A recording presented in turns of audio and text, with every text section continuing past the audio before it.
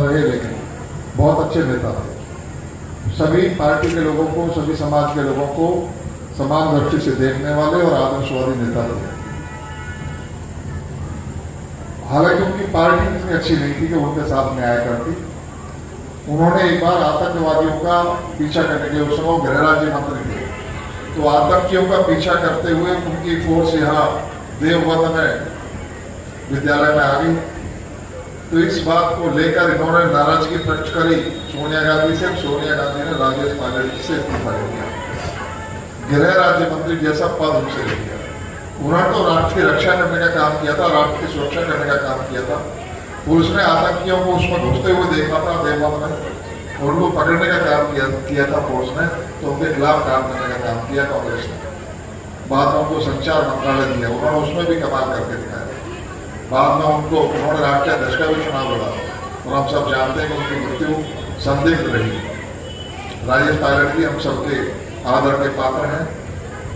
उनके नाम पर जब ये विद्यालय, इसकी बात माननीय विधायक जी ने रखी कि इसमें कुछ धन की आवश्यकता है विधायक निधि के द्वारा, तो हमने तुरंत शहर उसमें स्वीकृति दी। और राजेश पायलट जी के नाम से एक विद्यालय है बागपत में, वहाँ भी मैंने 5 लाख रुपए दिए हैं। और यहीं आपके रामपुर में गोचर विद्यालय है, उसमें सौर ऊर्जा का प्लांट दिया है उनको करीब 8 लाख रुपए का। और यहाँ मैंने भी सुझाव दिया कि माननीय विधायक जी ने विश्वविद्यालय को गोद लेने की बात कही, तो मैंने कहा कि आप इसमें जीआईएस ऑफिस में पता करिएगा। हमारे माननीय मुख्यमंत्री जी ने ऐसी संस्थाओं के उत्थान के बारे में बहुत अच्छी योजना लेकर वो आए। ये विद्यालय प्रबंध कमेटी के होते हैं, सरकार के नहीं होते। सरकार इनके शिक्षकों को वेतन के बराबर का अनुदान देती है, लेकिन विद्यालय समाज के हैं, तो फिर इनके उद्धार कैसे हो, इनका जीर्णोद्धार कैसे हो, इसका ध्यान रखते हुए मुख्यमंत्री जी एक अलग योजना लेकर आए, अलंकार योजना। और उस अलंकार योजना में उन्होंने प्रावधान किया।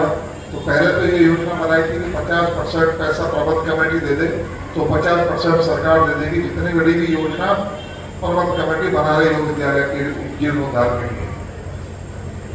बाद में प्रबंध कमेटियां 50% का भी इंतजाम नहीं कर पाएंगी, तो फिर उसमें ये कर दिया कि 25% पैसे का इंतजाम प्रबंध कमेटी करे और 75% पैसा सरकार दे देगी।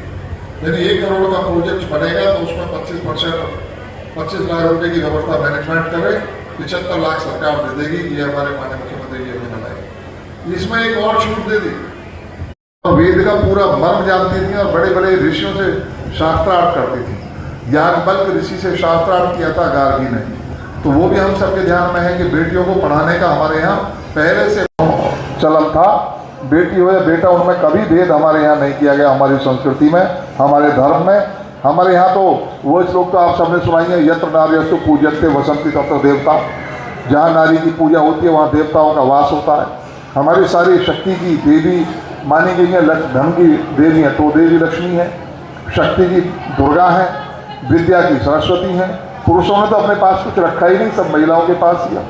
तो हमारी संस्कृति में तो महिलाओं को प्राथमिकता दी गई, लेकिन बीच का कुछ कालखंड ऐसा आया 200-400 साल का, जब बाहरी शक्तियों ने आकर हमें अपना परतंत्र कर लिया। उनसे अपनी बहन बेटियों के मान सम्मान को बचाने के लिए हमारे समाज शास्त्रियों ने यह तय किया कि बेटियां घर में रहेंगी और बेटे बाहर का काम देखेंगे। और इस कारण फिर वो अभ्यास में आ गया। 500-700 साल जब एक पता चलेगी, चीज़ें चलेंगी, तो अभ्यास में आ जाती हैं कि बस बेटियां घर में सीमित रहें और बेटे बाहर का काम देखें। अब फिर से उन्हें देश आज़ाद होने के बाद अवसर मिला कि एजुकेशन में वो भाग ले रही हैं।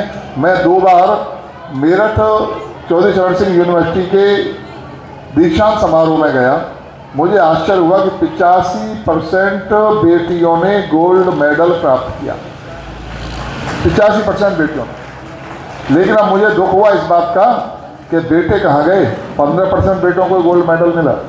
अब तो दूसरा नारा देना पड़ेगा। मोदी जी ने नारा दिया था बेटी बचाओ बेटी पढ़ाओ, अब उस पर तो हम आगे बढ़ गए, लेकिन अब तो दूसरा देना पड़ेगा कि बेटे बचाओ बेटे पढ़ाओ।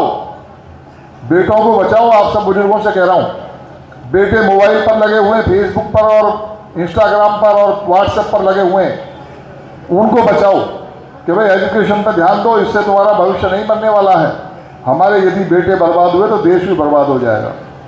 तो देश को आगे बढ़ाने के लिए ही मोदी जी नारी शक्ति वंदन अधिनियम लेकर आए, वो केवल एक राजनीतिक आरक्षण देने का विषय नहीं है, केवल महिलाओं को विधायक सांसद बनाने भर का विषय नहीं है। हम जो ये विषय लेकर आए